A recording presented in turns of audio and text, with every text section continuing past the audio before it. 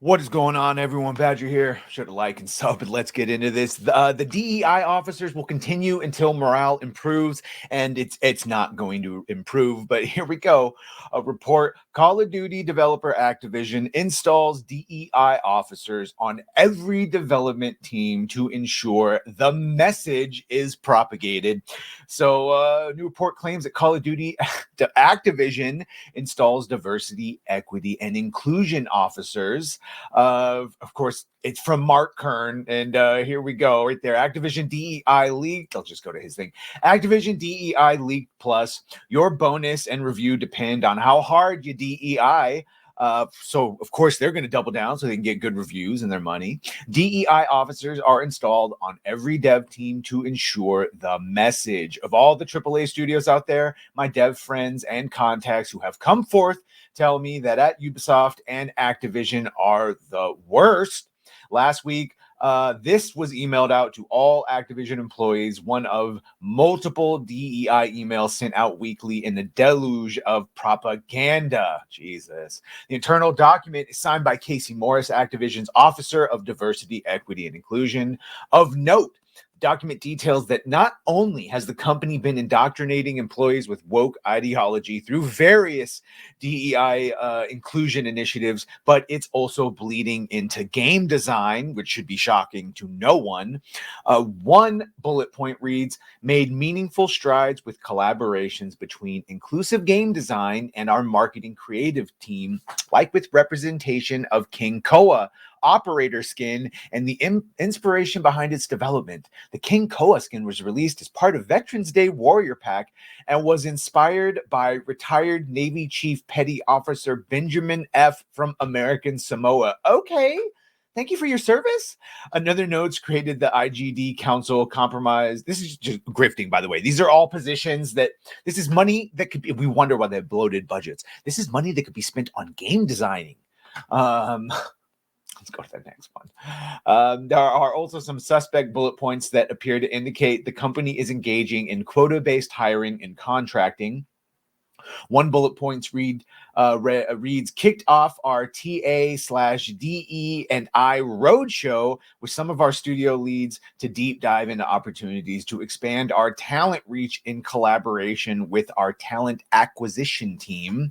Another states worked with a number of minority-owned business enterprises to create experiences for our employees during celebrations in partnership with our internal events team. The first bullet points also states created a mentorship program, XP Equity. I don't like in-game XP equity. How the fuck? Okay, for all Activision employees to partake in an opportunity for connection and growth. While the document claims that XP Equity is open to all employees, on the company's diversity and inclusion website, a brief overview of the program makes it clear that it has a certain focus on individuals based on their race, sex, sexual orientation, ethnicity, age, and disability. Yeah, and as we've seen, that's very illegal to hire and or separate people based on those characteristics. The overview states mentoring provides or proves to build skill, networking, and confidence. The XP Equity Mentoring Program is a program open to all Activision employees, okay, with special focus on supporting individuals who are part of diverse groups. Yeah, you can guess what the diverse group looks like. Anyone but white people. As far as the idea that DEI officers are installed on every development team, the company's president, Rob Kostich, declared as part of the company's 2023 diversity program that it's critical to the future of their success. So they're doubling down. Don't worry. If you thought they were going to stop and somehow make it profitable again, they're not. Kostich added, we strive to create an environment where our talented employees can thrive and do the best work. Yeah, while focusing on all of their least important characteristics, sexualities, and skin colors, and just a gross amount here of gross as in amount, not as in disgusting, but it's that too, of just they track representation, inclusion, all the things that you would think, boy, shouldn't they be focused on the video game?